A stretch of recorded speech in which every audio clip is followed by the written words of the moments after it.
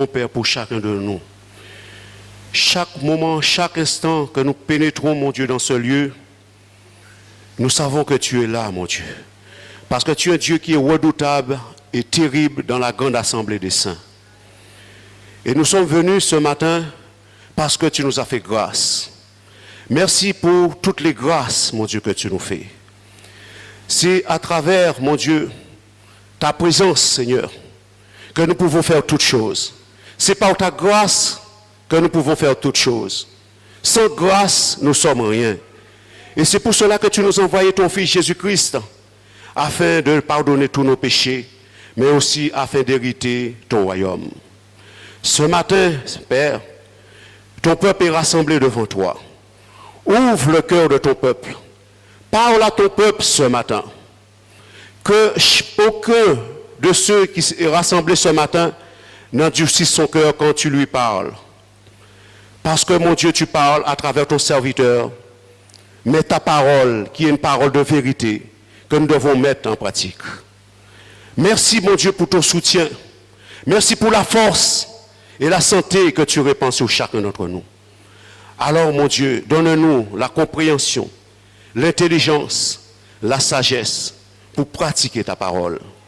Parce que tu veux que nous soyons dans le ciel pour régner avec toi éternellement. Que nous ne puissions pas louper cette occasion. Merci d'être au milieu de nous, Seigneur, ce matin. Répands ton Saint-Esprit sur chacun d'entre nous, Seigneur.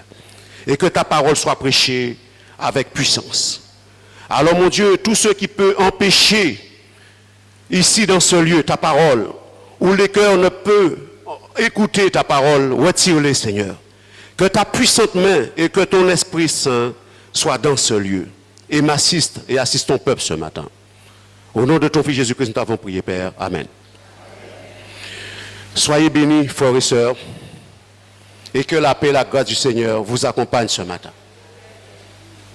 Je tiens à vous remercier de m'avoir soutenu par vos prières dans l'épreuve que j'ai traversée. Mais la Bible dit que les yeux du Seigneur sont sur les justes.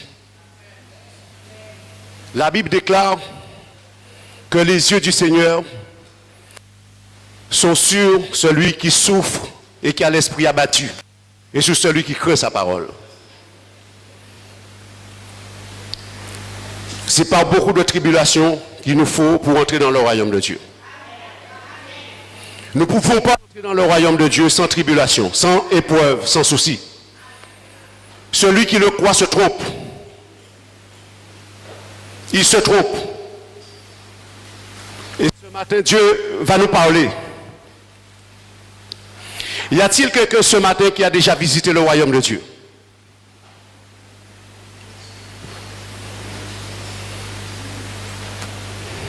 Je pense que personne ici n'a déjà visité le royaume de Dieu. Et pourtant, Dieu nous a appelés pour entrer dans ce royaume.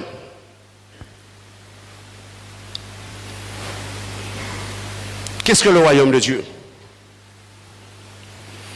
Pour pouvoir pénétrer dans ce royaume, Dieu nous demande d'avoir une certaine attitude et comportement.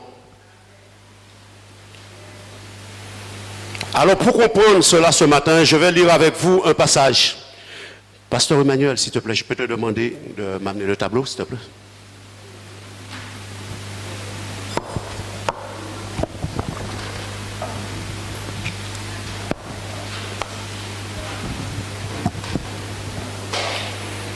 Prêtez l'oreille ce matin, frères et sœurs. Merci. Nous allons lire 1 Thessaloniciens,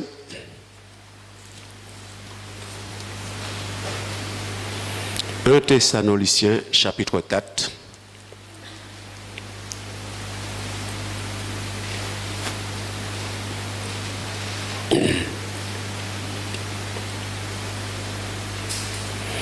Verset 3. Ce que Dieu veut, c'est votre sanctification. Amen. Ce que Dieu veut, c'est votre sanctification. Je précise une chose. c'est pour vous, mais c'est pour moi également. La sanctification. Je précise une chose, que la sanctification,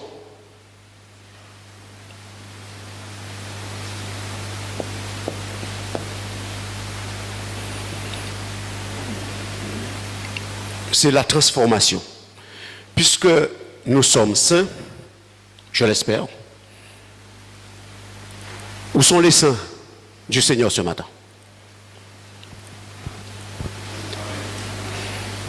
Levez bien haut votre main. Vous doutez, hein? Vous savez, si nous ne sommes pas saints, nous n'avons rien à faire ici dans ce lieu. Absolument rien à faire dans ce lieu. Si nous ne sommes pas saints, nous n'avons rien à faire ici. Parce que Dieu parle pour les saints. Et ce sont les saints qui vont entrer dans le royaume de Dieu. Il faut que le doute sorte vraiment dans le cœur des chrétiens, des croyants. Et croyez-moi que ce n'est pas seulement ici qu'il y a le doute. Vous allez interroger n'importe quelle église, beaucoup auront le doute aujourd'hui de savoir s'ils sont saints ou pas. La sanctification, c'est une transformation.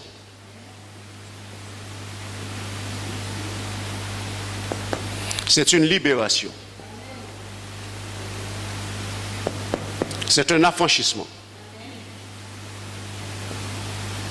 Affranchi. Personne ne peut entrer dans le ciel s'il ne se sanctifie pas. La Bible déclare que sans la sanctification et la paix, nul ne verrait le Seigneur. On ne peut pas voir le Seigneur si on ne se sanctifie pas. Ce n'est pas une chose facile dans ce monde dans lequel nous vivons. Mais le Seigneur nous demande de faire l'effort de nous sanctifier.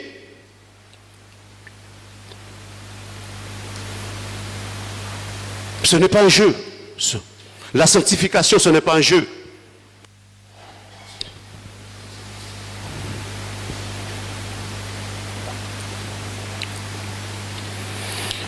Frères et sœurs,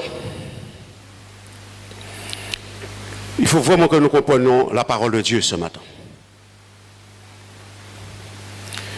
Je vais lire avec vous quelques textes, parce que ce peut que les chrétiens ne se sanctifient pas suffisamment et ne se consacrent pas suffisamment. Qu'est-ce qu'un saint? Qu'est-ce qu'un saint?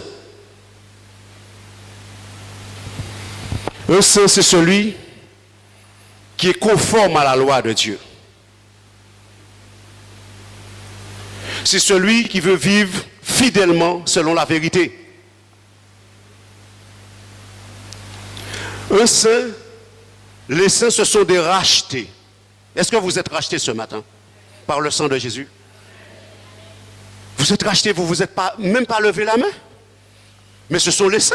Quand vous êtes rachetés par le sang de Jésus-Christ, vous devenez des saints.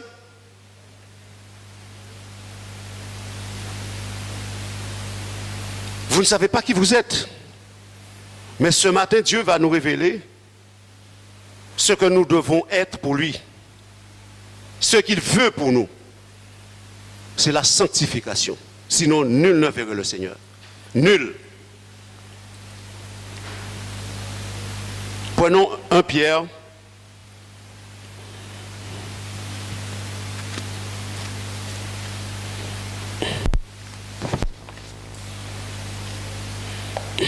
Pierre, chapitre 1.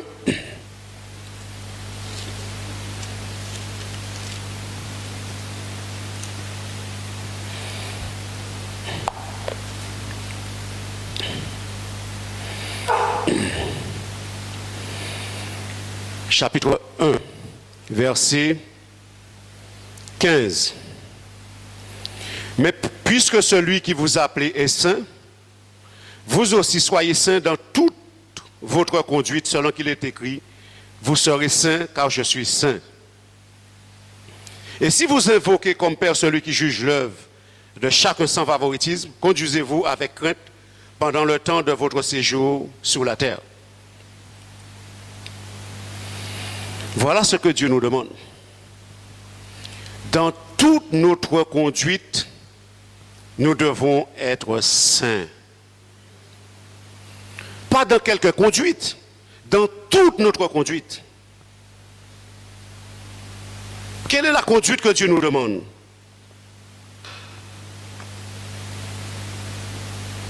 Quelle est la conduite que Dieu nous demande d'avoir? Il n'y a pas de semblant avec Dieu. Parce que Dieu veut nous faire entrer dans son royaume. De telle manière qu'on fonctionne le royaume de Dieu, Dieu veut que son peuple aussi fonctionne de la même manière. Vous ne pouvez pas entrer dans le royaume de Dieu si vous marchez à côté de la parole de Dieu. Parce que la parole de Dieu est sainte. Cette parole est sainte. Ce sont les saintes écritures.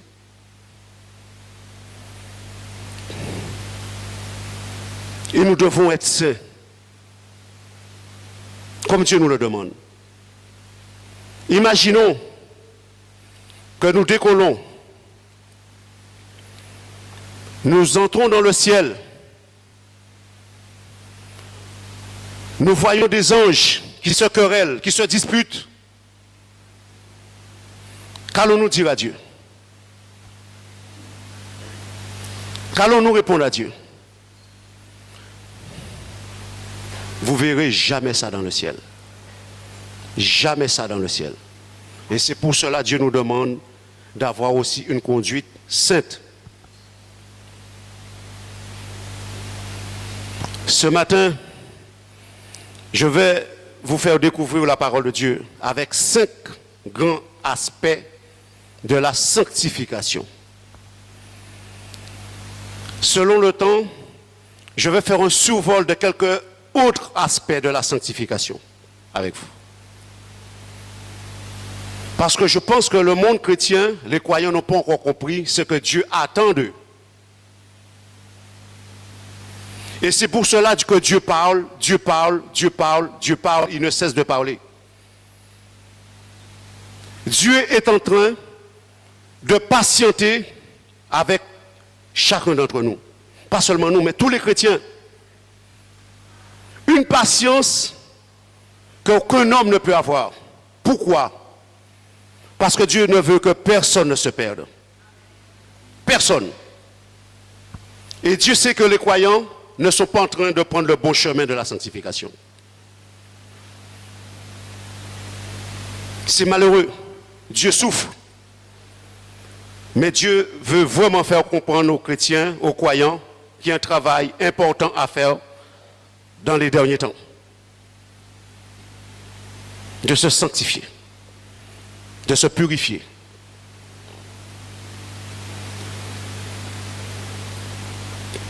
Alors, comprenez bien ce matin que Dieu ne veut pas qu'on fasse du semblant devant lui.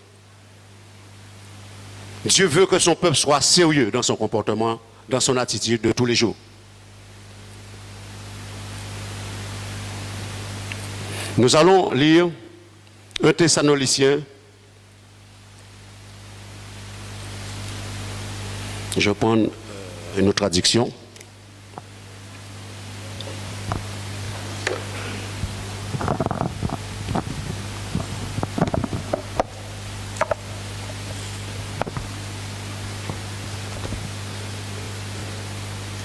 Un Thessaloniciens.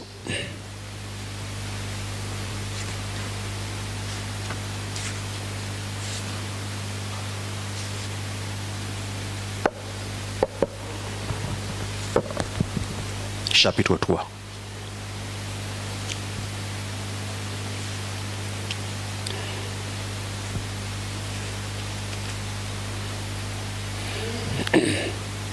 À partir du verset 11.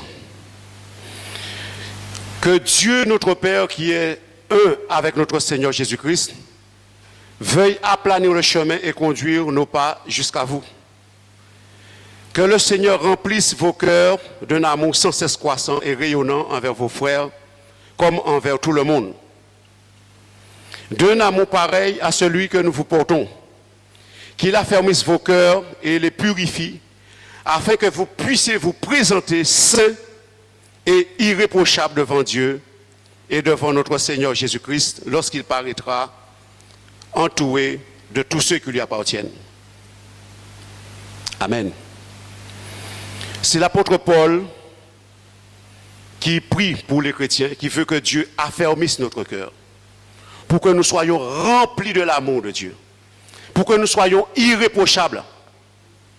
Parce que lorsque Jésus-Christ viendra, il viendra avec des millions d'anges, avec ses saints, pour venir chercher les saints chrétiens. Il faut que nous soyons prêts. Il faut que nous soyons irréprochables. Il faut que nous soyons irréprochables. Ce n'est pas un jeu. Afin que nous puissions nous présenter devant Dieu. Ce n'est pas Dieu qui va nous présenter pour que nous soyons. C'est nous qui devons nous présenter irréprochables et saints devant sa face. Le chrétien a un travail à faire. Les croyants ont un travail à faire. Le Seigneur viendra chercher un peuple saint. Un peuple qui obéit, qui cherche à obéir à sa parole. Si vous entendez sa voix, n'endurcissez pas vos cœurs. Combien de croyants qui endurcissent leur cœur quand Dieu leur parle? Vous pensez que Jésus-Christ viendra chercher de telles personnes lorsqu'il viendra avec ses saints anges puissants? Jamais. Jamais. Prenez Dieu au sérieux, frères et sœurs. Prenez Dieu au sérieux.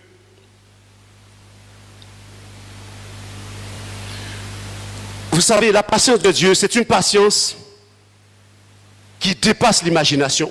C'est-à-dire que Dieu supporte même, je pourrais dire, ce qui est insupportable pour lui. Il supporte, il supporte. Et c'est pour cela que Dieu dit, il use de patience. Sa patience s'use pour que personne ne parte dans la géhenne.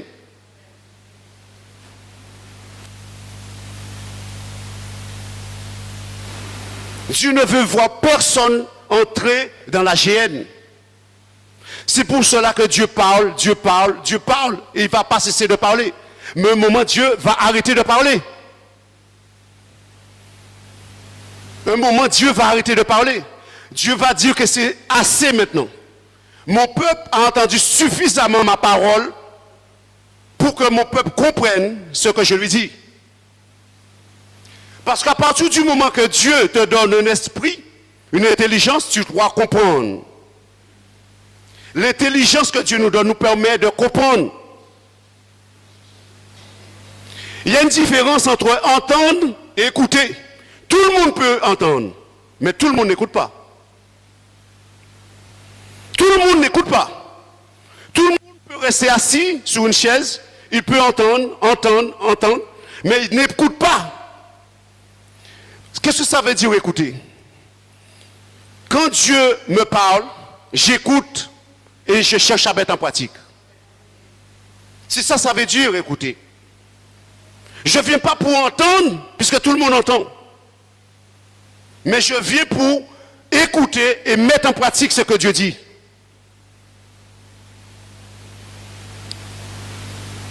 Voilà ce que Dieu attend.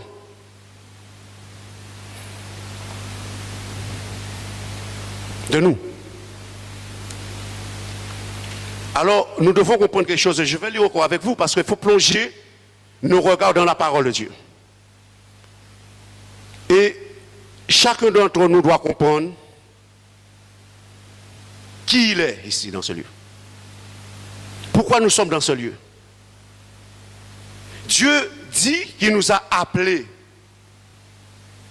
C'est la vocation. C'est une vocation de nous appeler. Mais à faire quoi? Juste pour rester dans le ciel? Pour ne pas mourir? Pour ne pas être malade? Quelle est la vocation du croyant? Quel est son appel?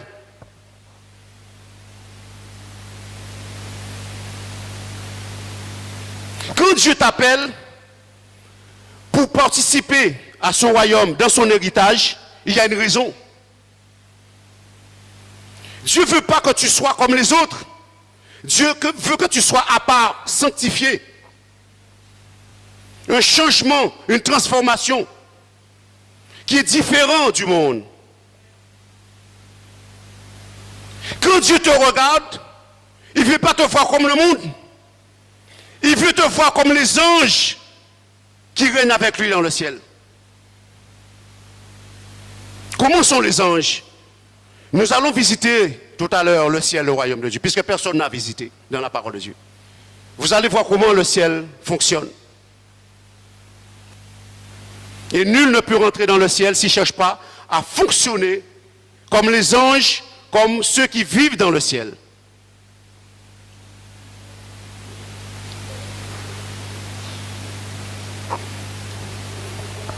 Hébreux, je vais lire avec vous. Hébreux, chapitre 3.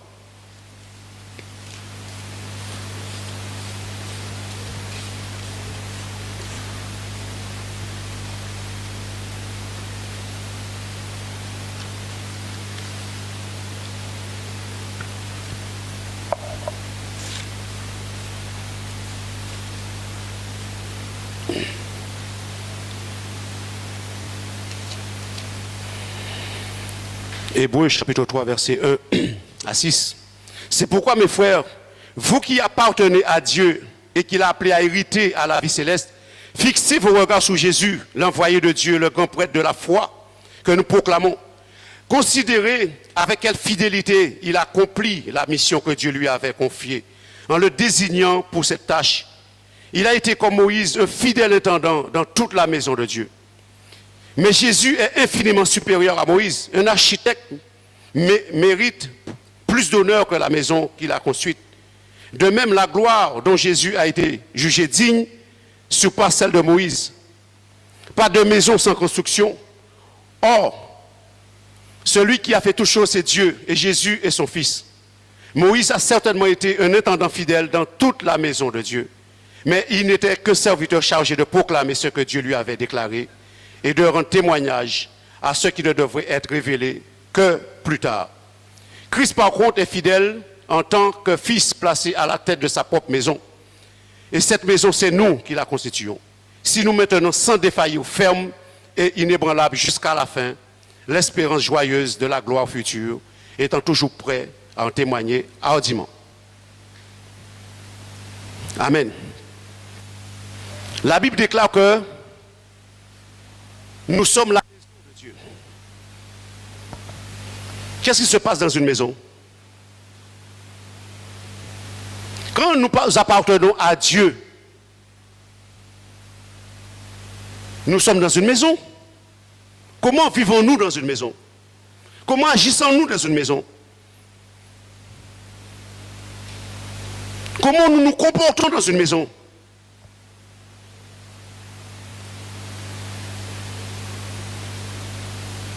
Il y a une attitude à avoir, il y a un comportement à avoir qui est positif.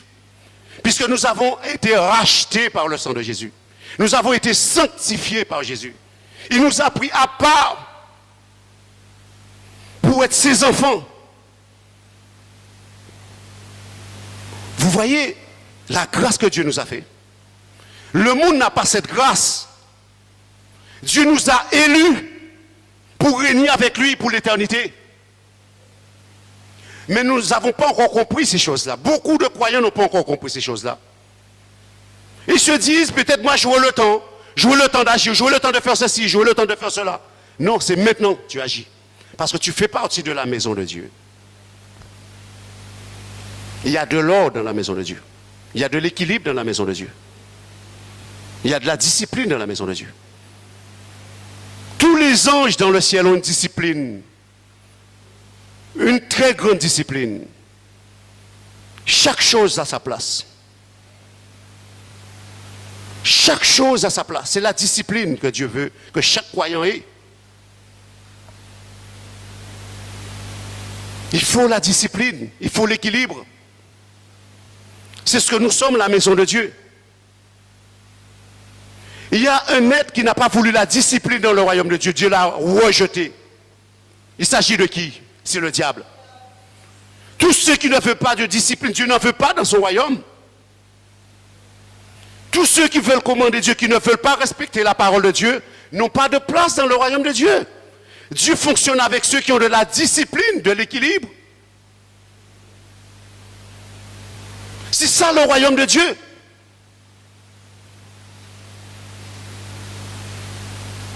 Prenez Dieu au sérieux, frères et sœurs. On n'a jamais vu Dieu, on n'a jamais visité le royaume de Dieu. Il ne faut pas prendre les choses de Dieu à la légère, puisqu'on n'a jamais visité le royaume de Dieu. On ne connaît pas comment est le royaume de Dieu. Soyons sérieux sur la terre pendant notre séjour. Soyons disciplinés. Soyons organisés. Soyons équilibrés. Soyons transformés, soyons libérés, soyons affranchis. Puisque le Seigneur nous a affranchis du péché. Il nous a affranchis, il nous a libérés. Nous ne sommes plus sous la charge du diable. Même si le diable nous pousse à faire le mal. Mais nous pouvons dire au diable non. Parce que Dieu m'a affranchi, m'a libéré et m'a sanctifié. Nous devons veiller sur nous-mêmes, bien-aimés. Le diable est en train de faire un mauvais travail chez les croyants. Un très, très, très mauvais travail. Parce que le croyant pense qu'il est déjà arrivé, qu'il est déjà dans le ciel. Mais ce n'est pas vrai. C'est la fin d'une chose qui est importante. C'est la fin de la chose qui est importante. On peut venir tous les dimanches, tous les jours dans une assemblée. Mais comment serons-nous plus tard, lorsque les choses vont devenir difficiles? Les choses vont bien. Il y a le calme. La tempête n'est pas encore arrivée. On est heureux, on mange, on boit. Mais lorsque la tempête va arriver, où serons-nous? Comment serons-nous? Que ferons-nous? Y aura-t-il de la foi? Puisque Jésus a dit que l'amour du plus grand nombre va se refroidir. Que faut-il faire pour rester dans la sanctification? Prenez la parole de Dieu très au sérieux.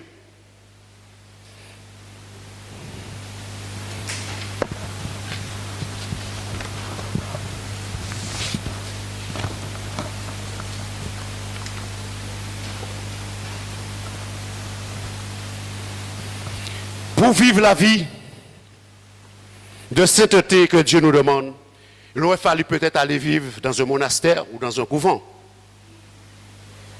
Parce que cela paraît très difficile pour le monde chrétien.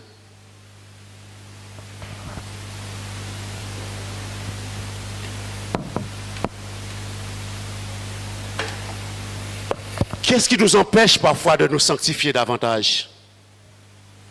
Le monde, les attraits de ce monde.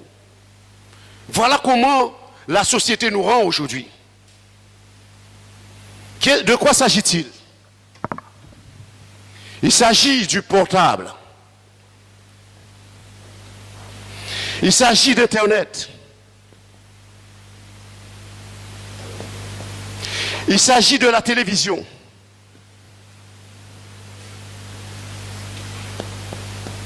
Je vous rappelle qu'au temps de Jésus-Christ, toutes ces choses n'existaient pas. C'est maintenant que toutes ces choses existent. De quoi encore s'agit-il? Les attraits de ce monde. Le cinéma. De quoi s'agit-il encore? Boîte de nuit.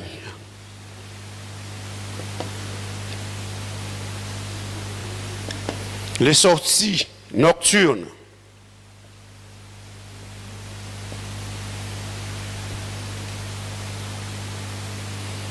Quoi encore? Le monde nous donne. Il y a le carnaval. Il y a quoi encore? Tout ça. Et je peux vous dire aussi, nos enfants aujourd'hui, ils en raffolent. Ils passent des heures et des heures après toutes ces choses.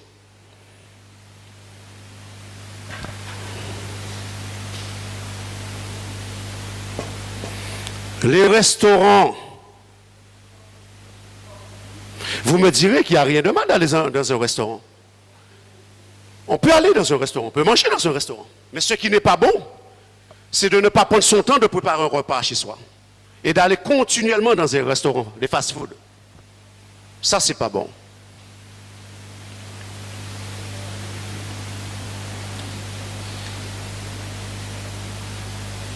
Qu'est-ce qu'il y a encore? Tout ce que le monde nous propose. La mode. La mode. Qu'est-ce qu'encore le monde nous propose?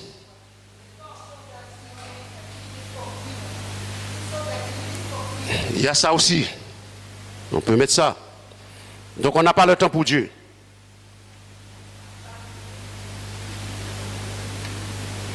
Les activités sportives. Qu'est-ce qu'il y a encore? Déjeuner champêtre, oui, on peut le mettre aussi.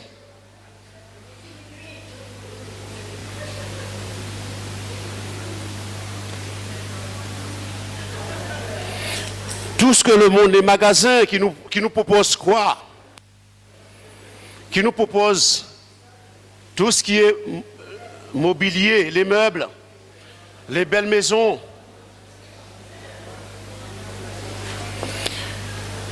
Ça, c'est les puissances sataniques. Le pouvoir qui gère tout ça, c'est l'argent. L'argent est le maître de toutes ces choses. Le peuple de Dieu ne peut pas se sanctifier, ne peut pas s'approcher de Dieu tant qu'il laisse toutes ces choses le dominer. Et c'est bien pour cela, je dis qu'il aurait fallu aller vivre dans un monastère ou dans un couvent. Parce que dans un monastère ou dans un couvent, qu'est-ce qu'on fait? On se consacre à la prière. On se consacre à la parole de Dieu. Les hommes de Dieu d'antan passaient du temps dans la prière. Ils passaient du temps avec Dieu. Aujourd'hui, voilà ce que le monde nous offre. Voilà ce que la société nous offre. Et on trouve très peu de temps pour Dieu parfois. Et c'est pour cela que le peuple de Dieu, les croyants, ne grandissent pas avec le Seigneur. La sanctification. Donc nos enfants aujourd'hui, le diable les a piégés. Combien d'enfants qu'on voit parfois dans les assemblées? On voit beaucoup d'adultes, on voit très peu d'enfants. Les enfants, quand ils entendent prêcher la parole de Dieu, peut-être ça rentre là et ça sort là aussi, c'est pareil pour certains adultes. Voilà comment le diable tente les croyants et les chrétiens aujourd'hui, et les enfants, pour les empêcher de se sanctifier. Et nous savons que ça va devenir de plus en plus compliqué, de plus en plus difficile pour le monde chrétien. Parce qu'on veut se sanctifier, on veut chercher la face de Dieu lorsque tout va mal. C'est pas lorsque tout va mal, on crie, oh Dieu, sauve-moi, aide-moi. Quand tout va bien, combien qui cherche Dieu? Combien qui dit, mais Seigneur, je vais passer du temps, je vais éteindre la télé, j'ai regardé les informations, à 8h30, j'éteins la télé, je me consacre. Combien qui le font? Il y en a très peu.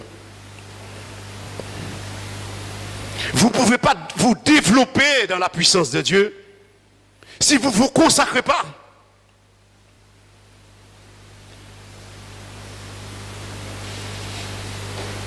Dieu veut que son peuple se consacre davantage pour que la puissance de Dieu pénètre les croyants aujourd'hui. Pour que le monde voit qu'il y a une différence entre le monde et les croyants. Parfois, il n'y a pas de différence. Et Dieu souffre. Dieu souffre. Dieu a envie de voir un peuple puissant qui est en dehors de ce monde. On ne peut pas courir après ces choses, bien-aimés. Ne me dites pas que je ne vis pas. Il y a des gens qui disent, mais c'est notre société qui est comme ça. Je ne peux pas vivre sans ça. Mais qu'est-ce que cela nous apporte? Puisque Dieu nous a appelés pour vivre éternellement. Qu'est-ce que c'est? Toutes ces choses, parce que la Bible dit que l'amour du monde va passer. Celui qui aime le monde n'a pas l'amour de Dieu en lui. N'aimons pas le monde, ni les choses qui sont dans le monde. Nous aimons ces choses, l'amour du Père n'est pas en nous. L'amour de Dieu n'est pas en nous si nous aimons ces choses. Si nous passons tout notre temps là-dedans, l'amour de Dieu n'est pas en nous. Que Dieu aide les croyants à comprendre ces choses. Parce que vous savez, nous allons découvrir tout à l'heure la parole de Dieu. Comment le diable est dans un grand travail pour égarer les croyants afin de marcher dans ses voies. Et vous allez voir, dans quelques mois, Noël approche. Noël approche. Et beaucoup vont courir dans les magasins. Beaucoup vont être attirés dans les magasins. Même si on ne veut pas, mais il y a la publicité, il y a la radio, il y a tout qui vous pousse à agir de cette manière.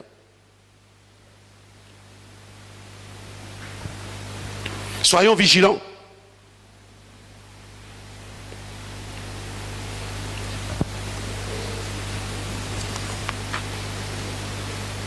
Nous allons découvrir le premier aspect de la sanctification. Soyez à l'écoute. Soyez attentifs. Donc vous avez compris. Lorsque le croyant vient à l'église, c'est un élève. C'est un élève. Il entend, il écoute, il prend des notes et il travaille ce qu'il a appris. Et il progresse. Moi, j'étais un élève. J'écoutais. Il faut savoir écouter. Et quand tu écoutes, tu n'as pas besoin parfois d'apprendre tes leçons. Tu le sais déjà. Parce que tu as écouté ta leçon. Et je vous l'ai déjà dit une fois, que j'ai eu 18 de moyenne parce qu'on avait un professeur d'histoire et de géo, nous avait donné une leçon. Oralement, il est revenu sur cette leçon 15 jours après. J'étais pratiquement le seul à retenir ce qu'il avait dit. Elle m'a donné 18. Cela a attiré la jalousie de quelques élèves. Il faut savoir écouter, noter et mettre en pratique. Voilà le devoir d'un élève. Nous sommes des élèves et nous devons apprendre à écouter et à mettre en pratique.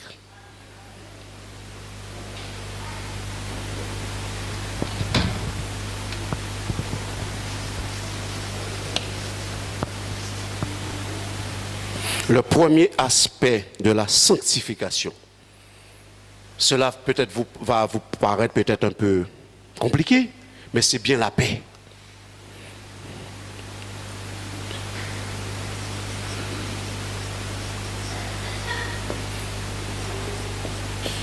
La paix est un très grand aspect de la sanctification. Sans la paix et la sanctification, nul ne verrait le Seigneur. C'est le contraire de désordre.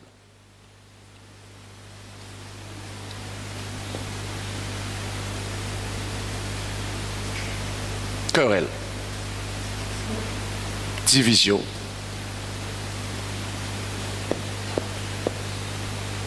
scandale.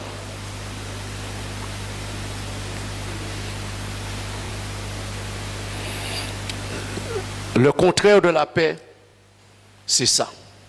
Et vous ne rencontrerez jamais ça dans le ciel. La paix exprime la sérénité, le calme. C'est exactement le royaume de Dieu. La paix règne dans l'univers où se trouve Dieu. Tous les anges sont en paix. Le ciel, l'univers est en paix. Si nous ne sommes pas en paix aujourd'hui, comment serons-nous? Si nous ne sommes pas en paix, comment serons-nous? Nous serons agités. Dieu veut que son peuple pratique la paix.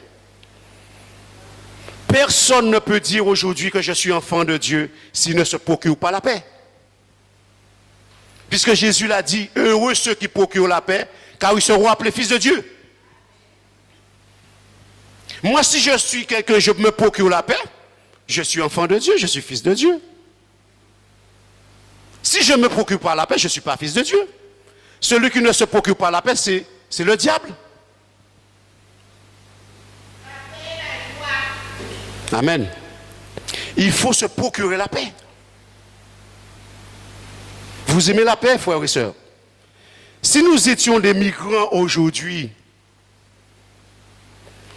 en train de traverser les grandes mers, les océans, parce que dans leur pays, il y a la guerre, il y a la souffrance.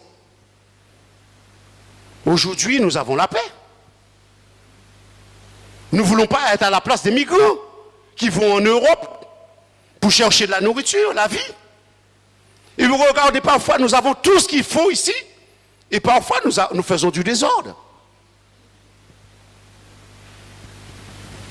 La paix, cela nous permettra d'entrer dans le royaume de Dieu. C'est un grand fruit de l'esprit.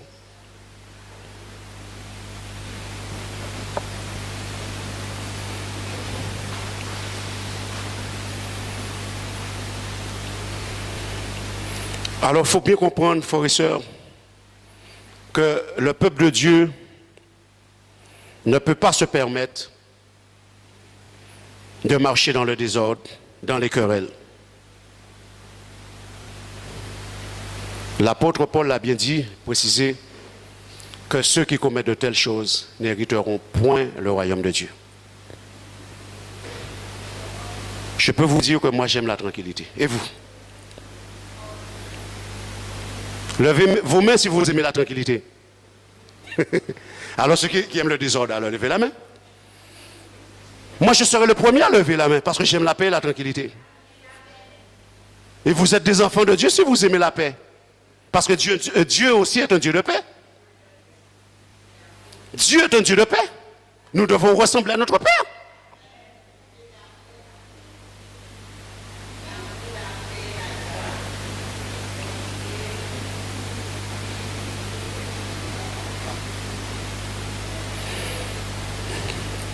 Nous allons prendre Colossiens.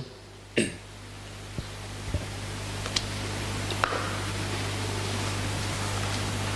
temps passe très vite. Je vais aller vite maintenant.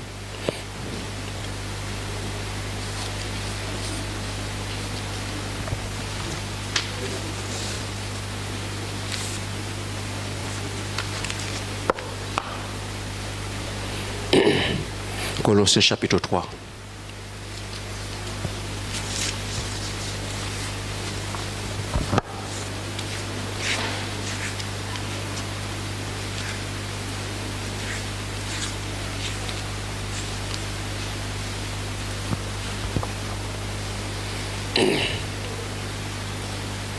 Colossiens 3, verset 12. Ainsi donc, puisque vous avez été choisis par Dieu comme représentants de la nouvelle humanité, ayez en vous un cœur plein de tendre compassion. C'est là ce qui convient à des hommes que Dieu a mis à part et qu'il aime. Revêtez-vous de bienveillance et d'humilité. Ayez bon caractère, faites preuve de patience. Si vous trouvez à critiquer en votre frère, supportez les uns les autres. Soyez toujours prêts à vous pardonner vos torts réciproquement, aussi généreusement que le Christ vous a pardonné. C'est une attitude que chaque chrétien croyant devrait avoir. Donc,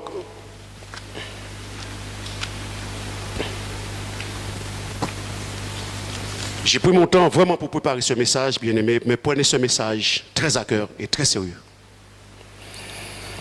Nous allons voir le deuxième aspect de la sainteté.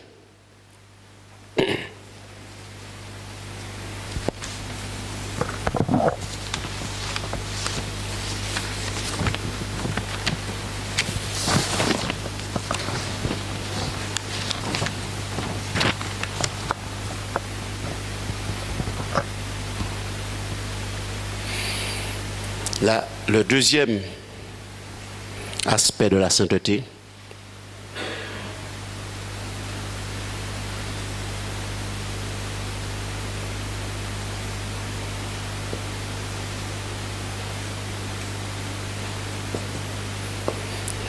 de la bienveillance et de la bonté. Le contraire de la bienveillance et de la bonté, c'est quoi? On voit toujours le contraire. Le contraire de la paix, nous voyons, le contraire de la bienveillance et de la bonté, c'est de l'égoïsme.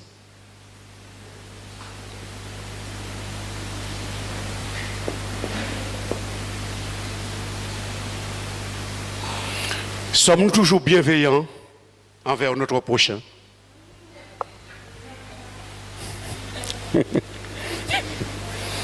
Sommes-nous toujours bons envers notre prochain? Et nous disons que Dieu est bon, pourtant.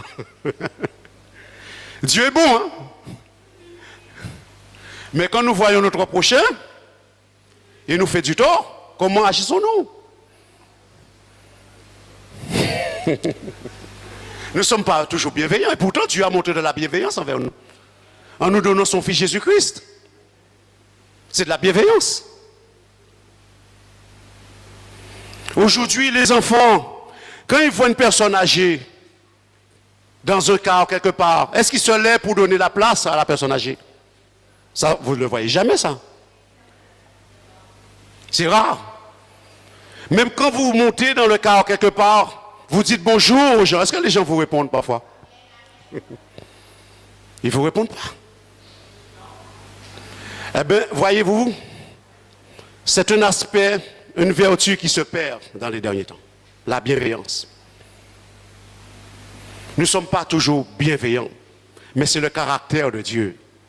Dieu est bienveillant à notre égard. Et nous, chrétiens qui sommes mis à part, nous aussi devons avoir de la bienveillance les uns pour les autres.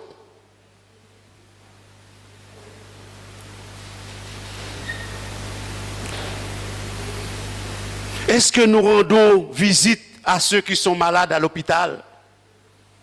Puisque peut-être nous passons, nous ne savons même pas, peut-être un de nos parents, nos familles, quelqu'un à l'hôpital. Nous quoi dit tant pis, nous pouvons passer, vrai, c'est pas grave. Mais c'est de la bienveillance, c'est de la bonté, et Dieu en tient compte.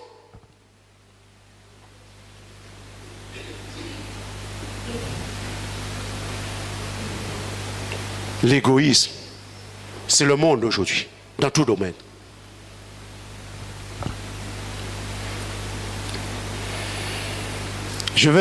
Vous allez noter, nous n'allons pas le prendre, mais je vais prendre un autre aspect de la bienveillance, la bonté. Vous avez noté Marc chapitre 10, verset 37, Jacques et Jean. Jacques et Jean qui demandent à Jésus d'avoir une place à sa droite et à sa gauche. Tant pis pour les autres. Depuis moi, 20 frères, nous à côté à Jésus-Christ, c'est ça qui est bon pour nous, tant pis pour les autres. C'est de l'égoïsme. N'est-ce pas? Il n'y a pas pour connaître les autres apôtres. Et ça a indigné les autres apôtres. C'est moi. Luc 16, 19, 21. L'homme riche et Lazare. L'homme riche et Lazare, c'est un homme qui menait une vie brillante et joyeuse. Même pas mieux tapé, pas te vle Lazare. Ah, mais c'est pauvre, il n'a pas même pas un petit mètre à pain. Mais quelle voracité.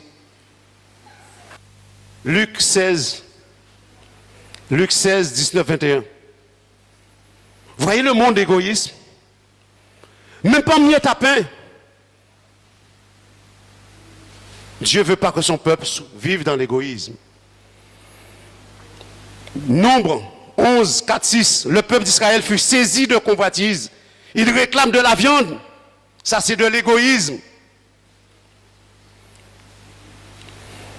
La bienveillance de Rahab, la prostituée. Notez-le, Hébreux 11, 31. Une prostituée avait un cœur bon envers les espions quand ils ont été espionner le pays de Canaan. Il n'était pas obligé de cacher les espions. Mais sa bonté, sa bienveillance l'a poussé à cacher ses espions qui auraient pu perdre leur vie. C'est ça la bienveillance. C'est ça la bonté. Et Dieu l'a gardé en vie. Elle n'a pas perdu sa vie.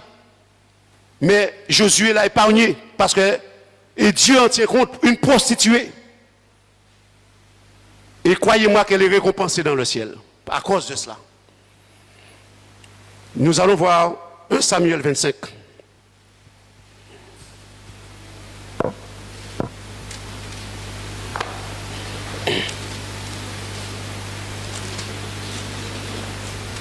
« 1 Samuel, chapitre 25. À partir du verset 4 à 12. David apprit au désert que Nabal tondait ses brebis.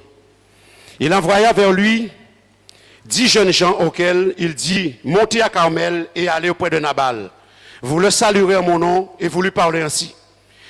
Pour la vie, sois en paix et que la paix soit avec ta maison. Et tout ce qui t'appartient. Et maintenant, j'ai appris que tu as les tondeurs.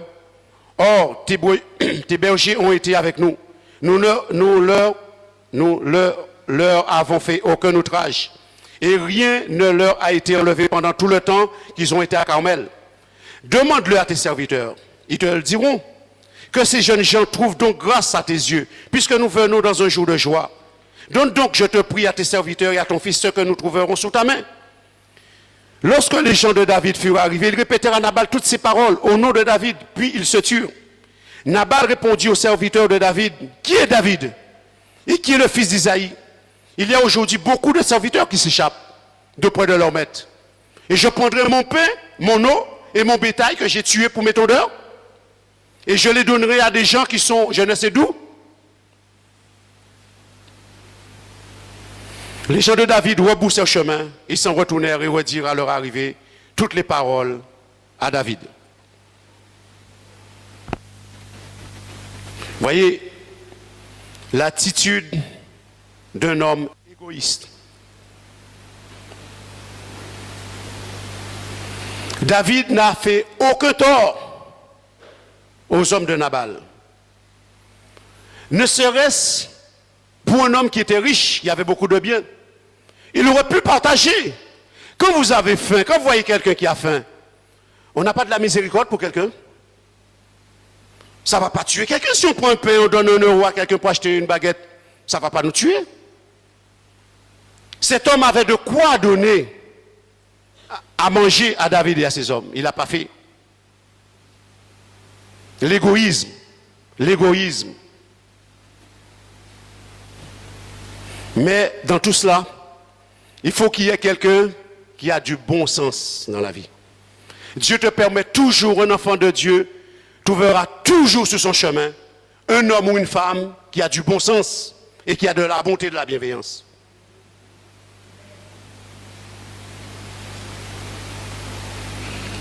La femme de Nabal. Nous allons lire.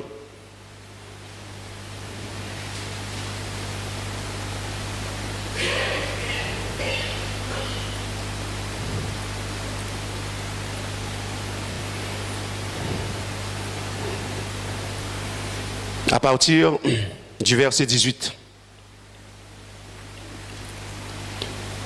Toujours 25.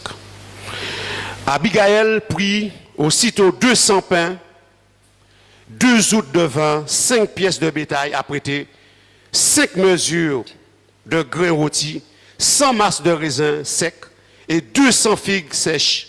Elle les mit sous des ânes et elle dit à ses serviteurs, passez devant moi, je vais vous suivre. Elle ne dit rien à Nabal, son mari. Montée sur un âne, elle descendit sur la montagne par un chemin couvert. Et voici, David et ses gens descendaient en face d'elle, en sorte qu'elle les rencontra.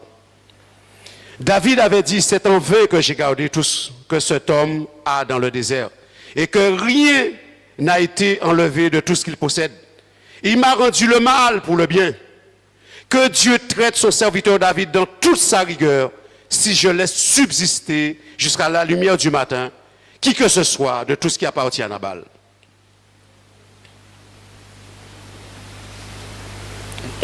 Donc nous n'allons pas lire tout le texte, mais vous allez pouvoir lire. Nous voyons verset 27. Accepte ce présent que ta servante apporte à mon Seigneur. Il s'agit d'Abigail. Et qu'il soit distribué aux gens qu'ils marchent à la suite de mon Seigneur. Pardonne, je te prie, la faute de ta servante, car l'Éternel fera à mon Seigneur une maison stable. Pardonne, car mon Seigneur soutient les guerres de l'Éternel, et la méchanceté ne se trouvera jamais en toi. S'il s'élève quelqu'un qui te poursuive et qu'il en veuille à ta vie, l'âme de mon Seigneur sera liée dans le faisceau des vivants auprès de l'Éternel ton Dieu, et lancera des coups de la fronde l'âme de tes ennemis. Lorsque l'Éternel aura fait à mon Seigneur tout le bien qu'il t'a annoncé, et qu'il t'aura établi chef sur Israël, mon Seigneur n'aura ni remords ni souffrance de cœur pour avoir répandu le sang inutilement et pour s'être vengé lui-même. Et lorsque l'Éternel aura fait du bien à mon Seigneur, souviens-toi de ta servante. David dit à Abigail, béni soit l'Éternel, le Dieu d'Israël, qui t'a envoyé aujourd'hui à ma rencontre. Béni soit ton bon sens, et béni sois-tu, toi qui m'empêchais en ce jour de répandre le sang et qui a retenu ma main. Amen. Voyez le carnage que David allait faire. Dieu a empêché David de commettre ce carnage. Dieu a empêché David de commettre ce carnage. Dieu a permis qu'il y ait une femme de bon sens qui s'est approchée de David. Une femme intelligente et sensée qui a apporté de la nourriture à David et à ses hommes. Dieu connaît toutes choses, bien-aimés. Nous pouvons parfois nous venger parce qu'on ne nous a pas fait du bien, parce qu'on nous a fait du mal. Nous voulons tuer, nous voulons assassiner, nous voulons faire toutes sortes de mal. Mais Dieu connaît nos besoins. Dieu a empêché David de commettre une telle erreur. Abigail était une femme de bon sens. Que Dieu nous donne cette sagesse et cette lumière d'être des femmes et des hommes de bon sens. La bonté et la bienveillance.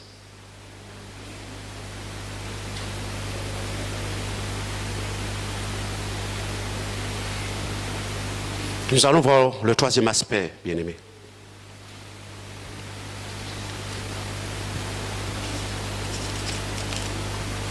Il y a beaucoup de choses à dire, mais je ne peux pas prendre le texte, il est trop long. Et le temps est relativement court, il faut vraiment que j'avance.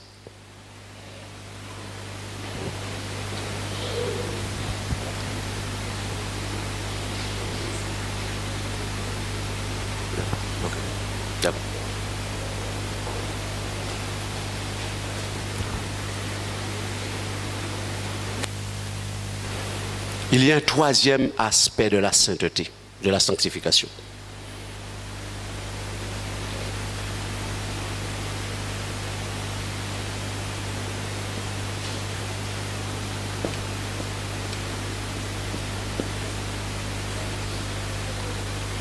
La réflexion. Vous connaissez le contraire du mot réflexion?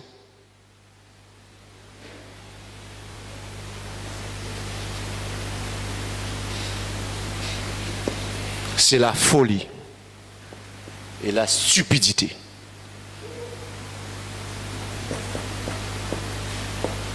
Insensé.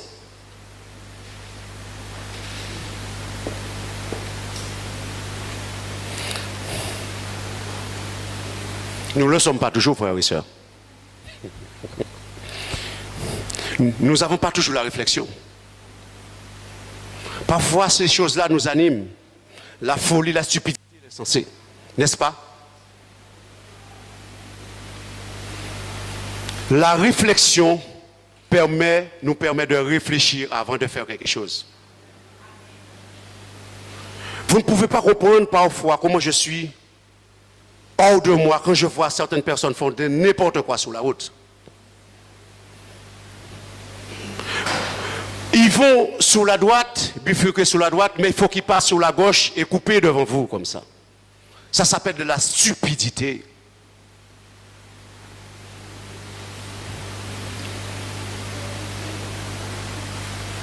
Il faut de la réflexion, bien-aimés, dans notre vie. Sans réflexion, nous sommes capables de faire n'importe quoi et nous risquons notre salut devant le Seigneur.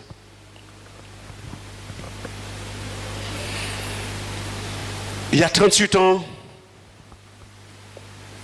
je lis les Écritures. Dès que j'ai commencé à lire les Écritures, peut-être une semaine à un mois après,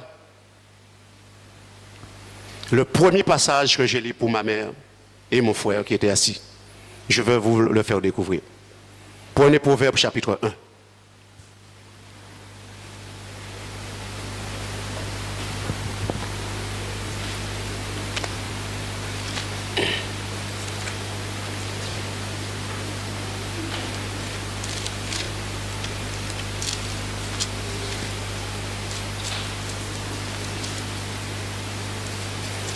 Proverbe chapitre 1.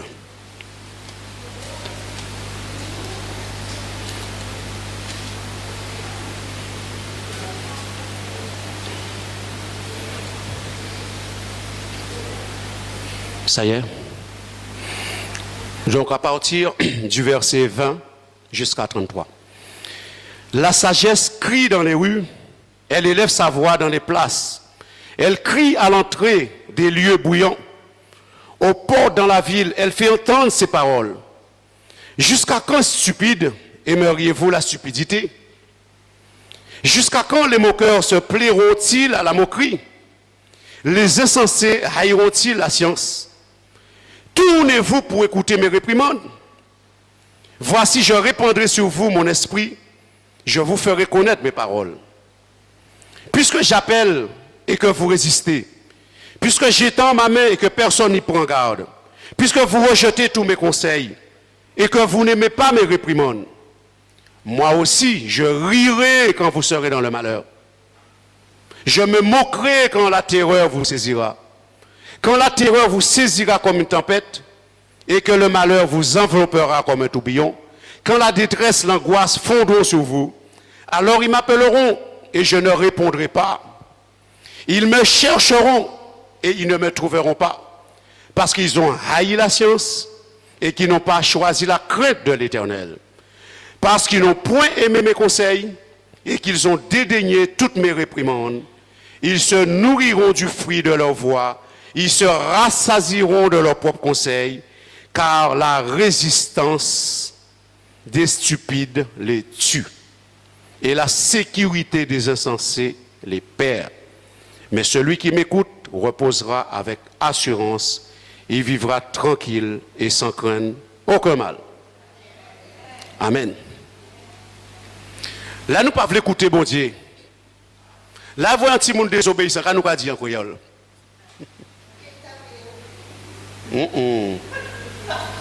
Lorsque on parle à nos enfants, ils n'ont pas qu'à écouter, car nous pas dire. Hein? Têtu, ou os. Ou os. C'est ce qui arrive parfois aux croyants. Dieu leur parle, ils n'écoutent pas le conseil de Dieu. Dieu leur dit de faire ça, ils ne veulent pas écouter. Ils ne veulent pas mettre en pratique ce que Dieu dit. Donc, comme on dit, ils sont têtus. La résistance des stupides les tue. Il ne faut pas que nous, les croyants, nous soyons stupides et insensés au point de ne pas écouter ce que Dieu nous dit. La Bible dit on ne se moque pas de Dieu. On n'a jamais vu Dieu, mais on ne se moque pas de Dieu. Lorsque la parole de Dieu est difficile à mettre en pratique, Seigneur, aide-moi à le mettre en pratique, parce que mon cœur est endurci. Mais on ne se moque pas de Dieu en disant non, je ne veux pas le faire. Non, Seigneur.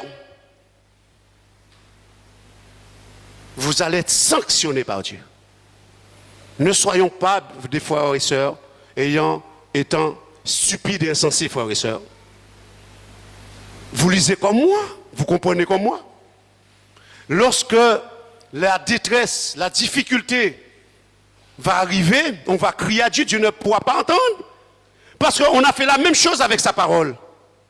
Comment voulez-vous que Dieu vous écoute? Lorsque vos enfants vous désobéissent, comment vous agissez envers vos enfants? Vous êtes aigri, vous êtes en colère. Mettez-vous à la place de Dieu. Dieu conseille. Dieu donne des réprimandes, on n'en veut pas. Et là, la difficulté est arrivée. Dieu sauve-moi. Dieu va dire aussi, moi je ne vous écoute pas. Débrouillez-vous, vous étiez capable d'écouter vos propres conseils. Rassasiez-vous de vos propres conseils. On ne se moque pas de Dieu. Nous sommes des sanctifiés. Nous sommes des saints. Et que Dieu puisse nous aider, nous affermir, comme l'apôtre Paul a dit, afin que nous soyons irréprochables et saints, lorsque Jésus viendra nous chercher, avec tous ses saints avec lui. On ne peut pas se permettre de se rebeller contre les Écritures. Parce qu'on n'a jamais créé de royaume. À partir du moment où on a créé son propre royaume, son propre entreprise, on ferait ce qu'on veut dedans, n'est-ce pas? Quand on veut rentrer dans un royaume qui ne nous appartient pas, eh bien on essaie de faire ce que le maître nous demande de faire.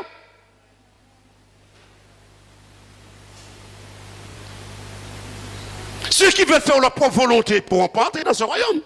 Le diable a créé son propre royaume parce qu'il ne voulait pas obéir au commandement de Dieu, au précepte de Dieu. Il a créé son propre royaume, il va où? Quand on veut créer son propre royaume, on fait ce qu'on veut. Mais le diable veut qu'on rentre dans son royaume de désobéissance et de folie et d'insensé, de stupidité. On n'a pas le droit de le suivre. Que Dieu puisse nous aider, nous fortifier, avoir de la réflexion.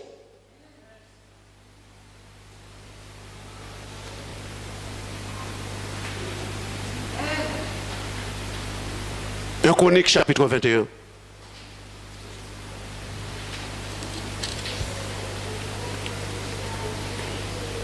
Un Chronique chapitre 21, 1 à 6.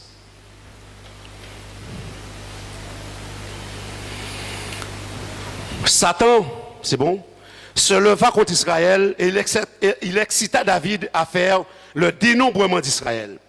Et David dit à Joab et au chef du peuple, allez, faites le dénombrement d'Israël, depuis Beersheba jusqu'à Dan, et rapportez-le-moi afin que je sache à combien il s'élève.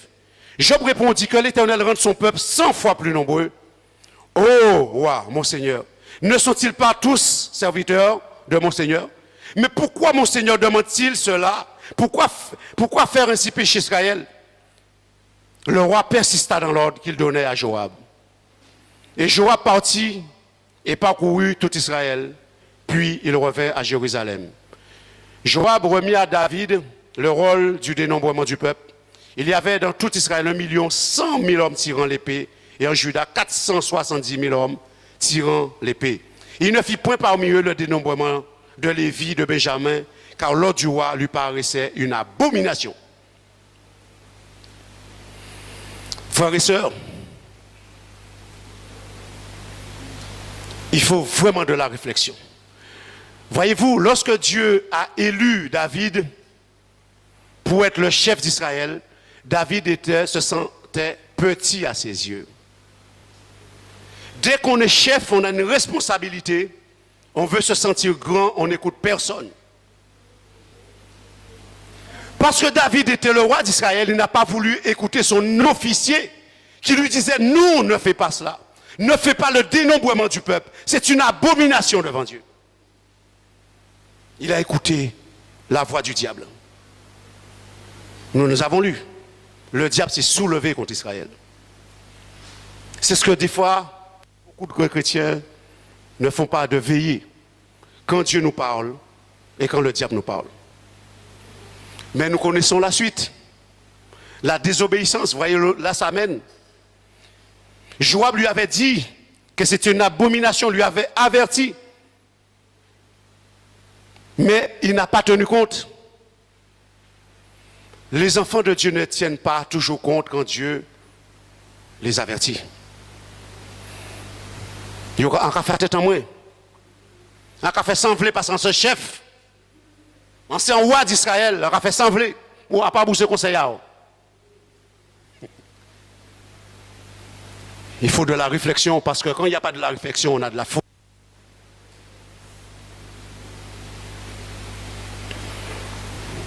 Verset 7, ou toujours, dans la Chronique. cet ordre déplut à Dieu. Verset 7. Qui frappa Israël. Et David dit à Dieu, j'ai commis un grand péché en faisant cela. Maintenant, daigne pardonner l'iniquité de ton serviteur, car j'ai complètement agi en insensé. L'Éternel adressa ainsi la parole à Gad, le voyant de David. Va dire à David, ainsi par l'Éternel, je te propose 3 fléaux. Choisissant un, et je t'en frapperai. Gad alla vers David et lui dit, ainsi par l'Éternel, accepte ou 3 années de famine, ou 3 mois pendant lesquels tu seras détruit par tes adversaires et atteint par l'épée de tes ennemis, ou 3 jours pendant lesquels l'épée de l'Éternel et la paix seront dans le pays, et l'ange de l'Éternel portera la destruction dans tout le territoire d'Israël. Vois maintenant ce que je dois répondre à celui qui m'envoie. David répondit à Gad, je suis dans une grande angoisse. Oh, que je tombe entre les mains de l'Éternel, que ses compassions sont immenses, mais que je ne tombe pas entre les mains des hommes. Et nous voyons la suite, que Dieu a envoyé la peste pour détruire des milliers de gens. David était dans une très grande angoisse. Voyez, lorsque la désobéissance nous conduit, lorsqu'on nous parle, on nous conseille, on ne veut pas le conseil, on rejette le conseil de Dieu. Voilà ce qui arrive. On n'est jamais trop grand pour accepter un conseil. Même un conseil qui vient d'un enfant. Un enfant peut donner un bon conseil à un adulte. Et l'adulte peut rejeter ce conseil. Et ce conseil peut venir de Dieu. Parce que Dieu parle tantôt d'une façon et tantôt d'une autre.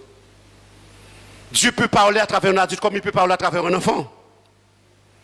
Et vous savez, lorsque des fois, un croyant, un adulte ne comprend pas, Dieu peut faire même parler un animal.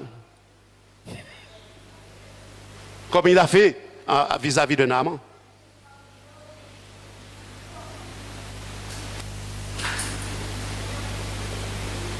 La résistance des stupides les tue et la sécurité des insensés les perd. Nous allons progresser sur le 4e aspect.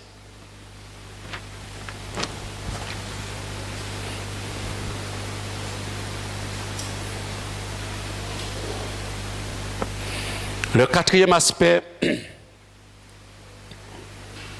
c'est être équilibré.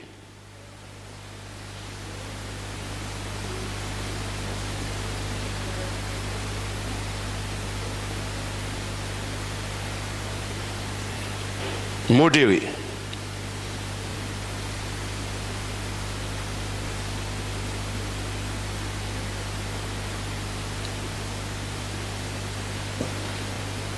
Et le contraire d'équilibré, modéré, il s'agit du dérèglement.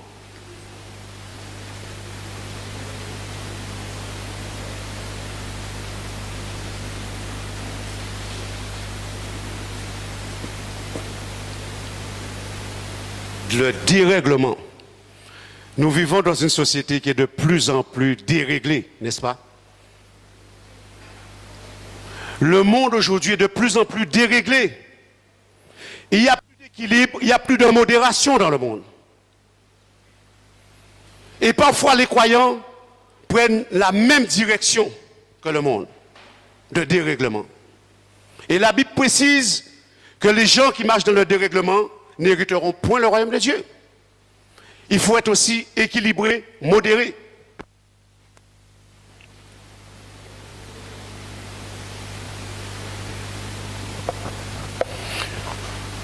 Parce que vous savez, il y a quelqu'un qui veille, qui veut corrompre les pensées de chaque chrétien, c'est le diable. Et lorsque nos pensées sont corrompues, c'est parce qu'on n'a pas veillé. Lorsqu'on croit faire quelque chose qui est bien, on fait mal. Et parfois on ne veut pas accepter ce qu'on fait mal pour se corriger. Lorsqu'on fait mal, il faut accepter d'être repris pour se corriger. Cela s'appelle de l'équilibre et de la modération. Quelqu'un qui est déréglé, il fait ce qu'il veut. On n'a rien à lui dire. Ça en fait bon. Toute voie paraît droite pour l'homme, mais l'issue c'est la mort. Que Dieu nous donne la sagesse et de l'équilibre. On en a besoin dans ce monde. Voyez à l'école, les enfants, comment ils sont déséquilibrés parfois. En dehors de la maison, comment ils se comportent. Les paroles qu'ils disent à l'école, les comportements, les armes qu'ils ont sur eux. Ils vont à l'école pourtant, mais ils ont des armes. Ils ne vont pas pour apprendre, mais pour déranger les autres qui veulent apprendre. Le monde est déréglé aujourd'hui. L'enfant de Dieu a besoin de l'équilibre et de la modération. C'est ça le royaume de Dieu, il y a de l'équilibre dans le ciel. Que Dieu puisse nous aider à sortir dans le dérèglement.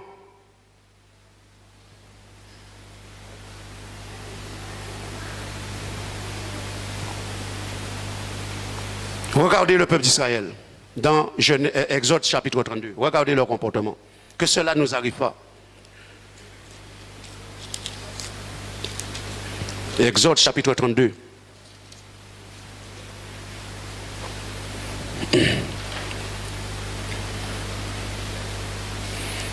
Versets 7 à 8. L'Éternel dit à Moïse, va descendre, car ton peuple que tu as fait sortir du pays d'Égypte s'est corrompu. Ils se sont promptement écartés de la voie que je leur avais prescrite. Ils se sont fait un veau en métal fondu, ils se sont prosternés devant lui. Ils lui ont offert des sacrifices et ils ont dit, Israël, voici ton Dieu qui t'a fait sortir du pays d'Égypte.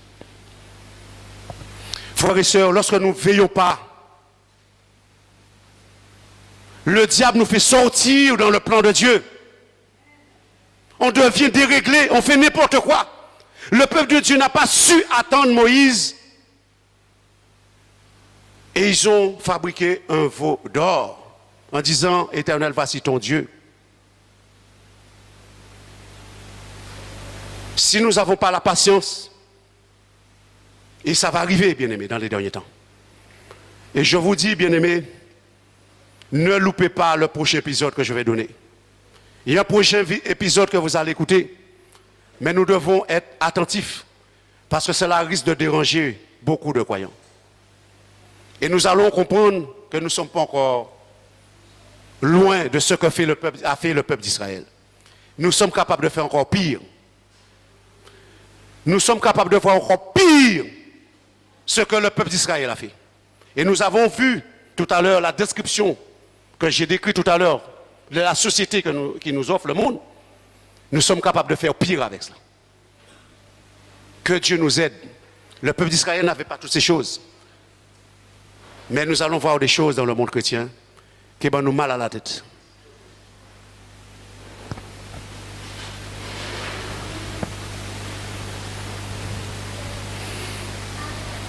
Avant de conclure, parce que je voulais aller un peu plus loin, mais ce n'est pas trop grave, vous allez lire Somme 106, le Somme 78, 31 à 41, etc.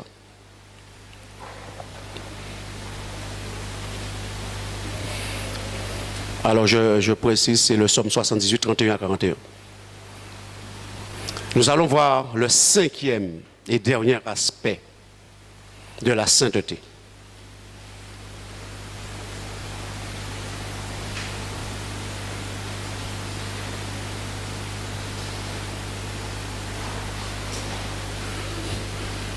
Vous avez lu? L'humilité. C'est le contraire de...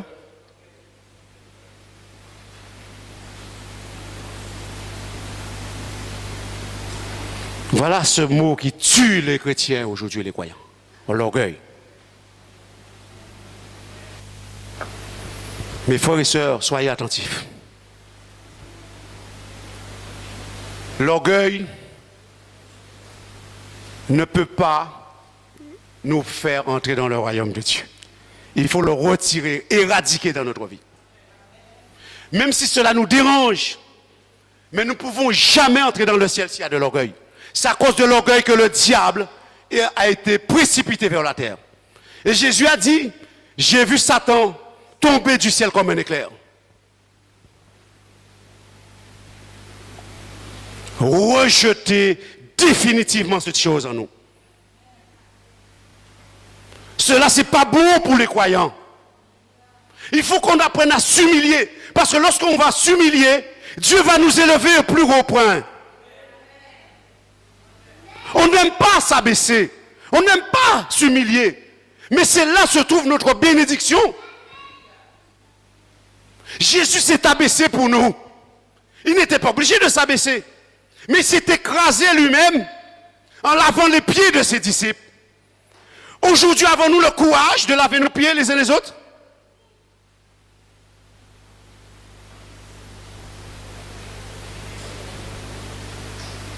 Dieu nous demande d'être humbles. Et vous ne pouvez pas comprendre comment Dieu va nous élever au plus haut point. Si nous sommes humbles, nous apprenons à nous abaisser, demander pardon. Vous ne pouvez pas comprendre comment Dieu va nous élever. Jésus était cet homme et Dieu l'a élevé au plus haut point dans le ciel. Jésus n'a pas rendu le mal pour le mal. Ou fait un sac à ça, ou fait un sac à faire ça, dent pour dent, œil pour œil. On s'écrase. L'humilité. L'humilité. L'humilité.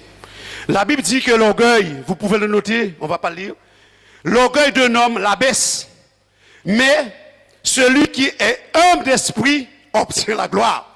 Vous voulez obtenir la gloire ce matin? Humiliez-vous. Humiliez-vous. Vous allez obtenir la gloire. Canouillé à Cité-là. Nous sommes de passage. Qui a nouillé à Cité-là? Nous sommes des étrangers. Canouillé à Cité-là, des pèlerins, pour un moment. Nous ne savons même pas si nous pouvons entrer chez nous et voir la semaine prochaine. Parce que nous pas qu'à tchembe souffrant nous, à nous. C'est Dieu qui a tchembe. Et c'est pour cela que Dieu nous demande de nous humilier, de marcher dans l'humilité.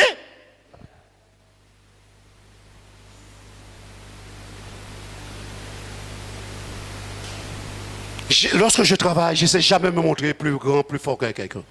J'ai travaillé avec des collègues. Ils m'ont insulté. Mais ça, c'était la provocation. Je n'ai pas répondu parce que si je leur répondais, ils m'auraient dit, ou même été qui moi. On n'a pas répondu. Et on dit, il a fait exprès pour provoquer Anatole, provoquer Anatole.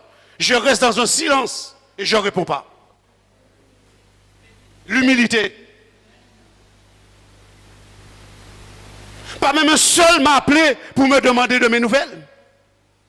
Pour une partie, mais Anatole t'es venu travailler tombé. Mais, mais quand il vient, il ne peut pas demander de nouvelles. Ça pas regarder, c'est pas problème. Mais ce n'est pas grave. Parce que toute chose concourt au bien de ceux qui aiment Dieu. Lorsque vous aimez Dieu, les problèmes vous arrivent, vous êtes méprisés, c'est que Dieu vous aime. Si Dieu a enlevé tout le bien à Job, Dieu n'aimait pas Job. Dieu aimait Job. Alors si mal arrivé nous, Dieu pas aimé nous. Pensez c'est là bon Dieu plus aimé. C'est là Dieu le plus le regard sur toi.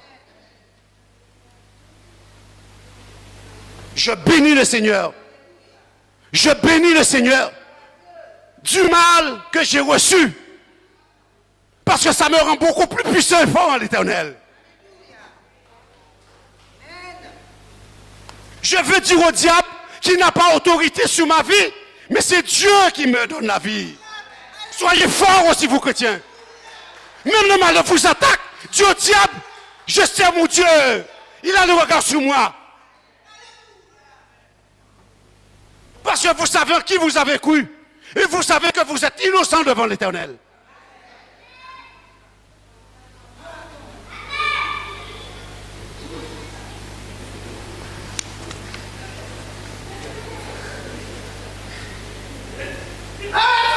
Dieu parle ce matin. Dieu parle ce matin. C'est pas hier que je connais l'évangile et j'ai déjà pris des branlées. J'ai déjà pris des branlées. Mais Dieu m'a permis de rester debout. Parce que si je devrais être mort, ça fait depuis à 16 ans que je serais mort. Et vous ne m'aurez pas connu. Donc je connais aussi l'épreuve dans ma vie depuis à 16 ans. Et Dieu me permet de rester debout, d'être encore beaucoup plus ferme que je n'étais. C'est ce que Dieu veut pour chacun d'entre vous. Inébranlable.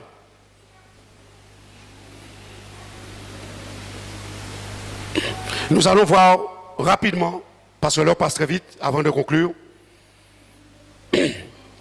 l'image de 3 hommes. Lorsque Dieu, ils étaient à leur place, petits, ils ne se glorifiaient pas. Voyez-vous, c'est l'image de certains enfants aujourd'hui. Il y a des enfants qui grandissent, qu'est-ce qu'ils ont, qu'est-ce qui leur appartient? Que leurs vêtements. Ils grandissent, ils prennent de l'âge, ils deviennent des jeunes gens, des jeunes filles. Ils passent le bac, ils passent leur permis. Ils ont des terres, ils ont des terrains. Ils ont tout. Après, ça devient quoi? Une possession matérielle. C'est à moi, ça m'appartient. Alors que lorsqu'ils étaient petits, ils ne pensaient pas à ces choses. Mais maintenant, ils sont grands, ils ont une possession matérielle. C'est à moi, je suis grand. Ils ne reconnaissent plus qu'ils sont petits. Mais il faut que Dieu nous aide à reconnaître que nous sommes toujours petits. Regardez David, un Samuel.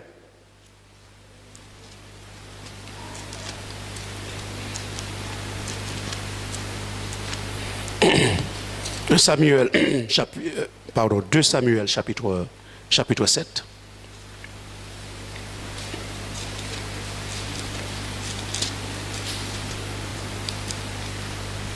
Verset 8. Maintenant tu diras à mon serviteur David, ainsi parle l'Éternel des armées, je t'ai pris au pâturage derrière les brebis, pour que tu sois chef de mon peuple sur Israël. J'étais avec toi partout où tu as marché. J'ai exterminé tous tes ennemis devant toi. Et j'ai rendu ton nom grand comme le nom des grands qui sont sur la terre. J'ai donné une demeure à mon peuple, à Israël. Et je l'ai planté pour qu'il y soit fixé et ne soit plus agité, pour que les méchants ne l'oppriment plus comme auparavant. Et comme à l'époque où j'avais établi des juges sur mon peuple et d'Israël, je t'ai accordé du repos en te délivrant de tous tes ennemis. Et l'Éternel t'annonce qu'il te créera une maison. Quand tes jours seront accomplis et que tu seras couché avec tes pères, j'élèverai ta postérité après toi. Celui qui sera sorti de tes entrailles, j'affermirai ton règne. Ce sera lui qui bâtira une maison à mon nom. J'affermirai pour toujours le trône de son royaume. Je serai pour lui un père, il sera pour moi un fils. S'il fait le mal, je le châtierai avec la verge des hommes et avec les coups des enfants des hommes. Mais ma grâce ne se retirera point de lui, comme je l'ai retiré de Saül et que je l'ai rejeté devant toi. Ta maison et ton règne seront pour toujours assurés, ton trône sera pour toujours affermi. Amen. Donc ça c'est l'attitude de David. Dieu l'a élevé, il était petit, mais Dieu l'a mis à la tête d'Israël. Et nous avons vu tout à l'heure dans Chronique 21, il sentit grand chef. Son officier Joab lui a dit ce qu'il fait n'est pas bien. De faire le dénombrement. Il sentit grand patron. Il fait quand même. Alors qu'il était petit, vous lisez comme moi. Lorsque nous petits, bon Dieu, élevez-nous. Eh bien, nous avons fait tout ça, bon Dieu, mandé. Mais là, nous sentons nous prendre des grades. On veut se sentir grand. L'orgueil monte. Il n'y a plus d'humilité. Fais-nous apprendre à rester petit. Regardez le cas de Salomon. 1 roi chapitre 3.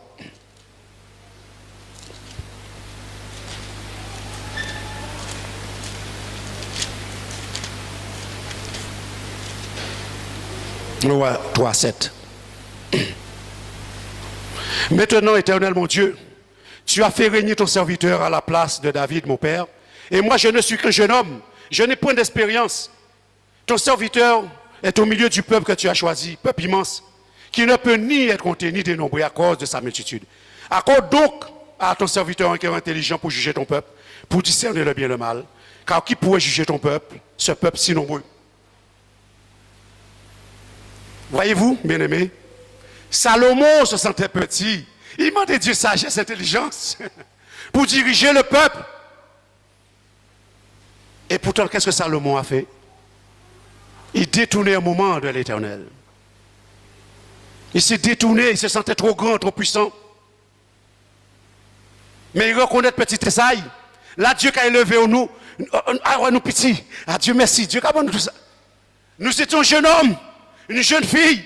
Mais là, vous avez une grande, ou pas un jeune homme, ou pas une jeune fille, ou puissant, ou pas connaître ça, bon, Dieu fait bas. Oubliez ça. Troisième cas, avant de terminer, bien-aimé. Saül, 1 Samuel 15. 1 Samuel 15, verset 17. Le roi sortit et tout le peuple de Dieu suivait, s'arrêtèrent derrière la maison. Tous les serviteurs, tous les chrétiens, tous les pélétiers passèrent à ses côtés. Excusez-moi, je suis dans... non, je suis dans 2. Excusez-moi, c'est dans 1. 15-17. Samuel dit, lorsque tu étais petit à tes yeux, n'es-tu pas devenu le chef des tribus d'Israël? Et l'Éternel ne t'a-t-il pas oint pour que tu sois roi d'Israël?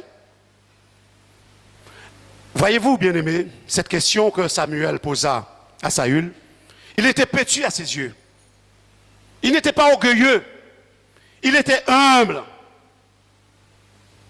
C'est ça, Dieu veut que nous toujours rester humbles, humbles. Eh bien, détourner des pensées de la parole de Dieu. Il s'est détourné, il a fait ce qu'il voulait. Et la correction de Dieu est là. La correction de Dieu tombe. Vous pouvez lire, continuer la lecture. Comme l'heure est arrivée, nous allons conclure, bien-aimés.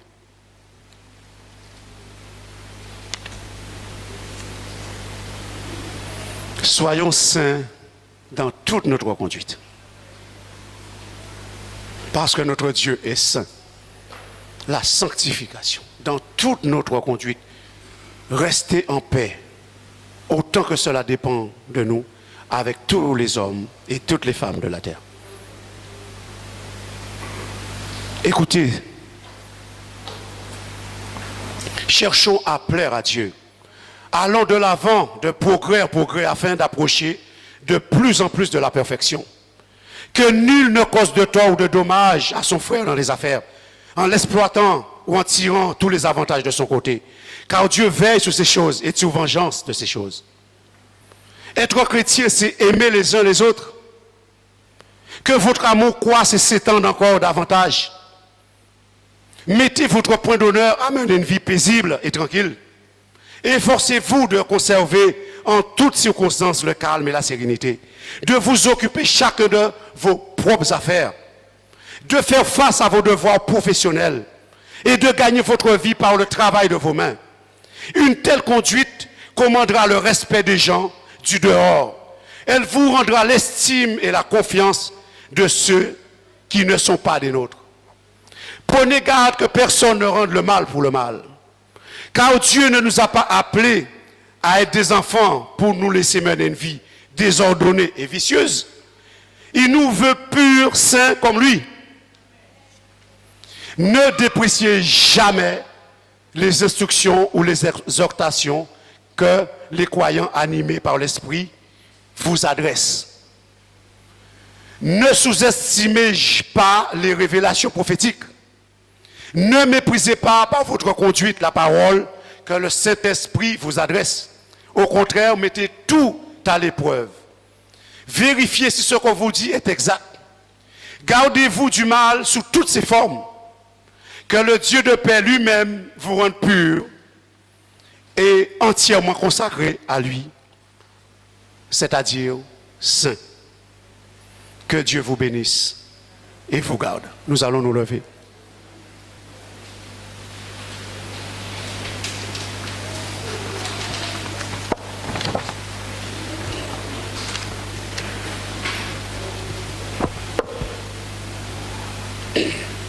Père éternel, notre Seigneur Tout-Puissant, nous te bénissons, nous te rendons grâce.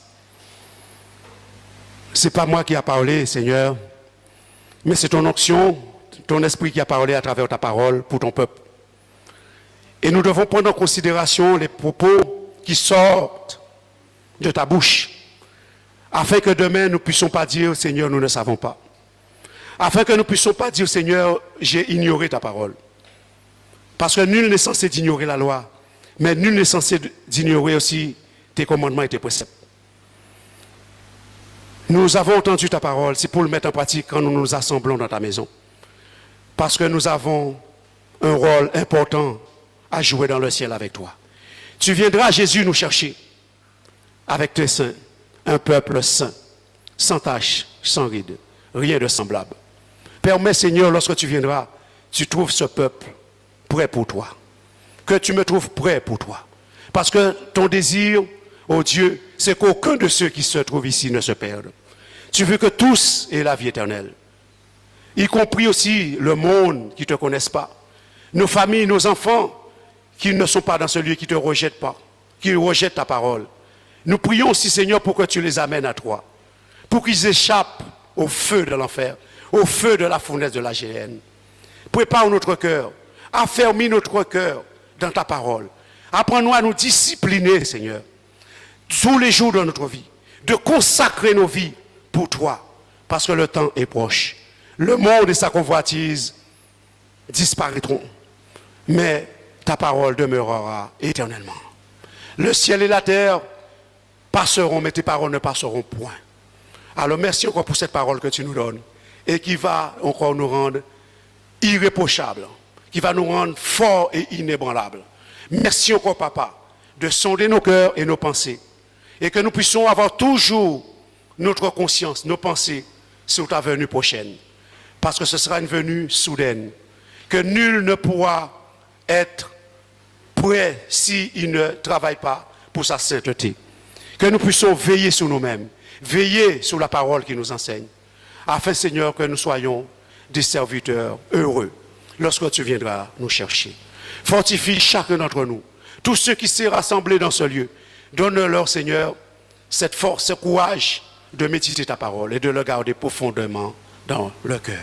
Et que moi, je continue, Seigneur, et ton serviteur même, mon frère Loison et le pasteur Emmanuel, d'être remplis aussi de ton onction, afin d'apporter la bonne nourriture à ton peuple, afin que nous soyons un peuple fait, saint, pour ton salut et pour le royaume. Au nom de ton Fils Jésus-Christ, nous t'avons prié, Père. Amen.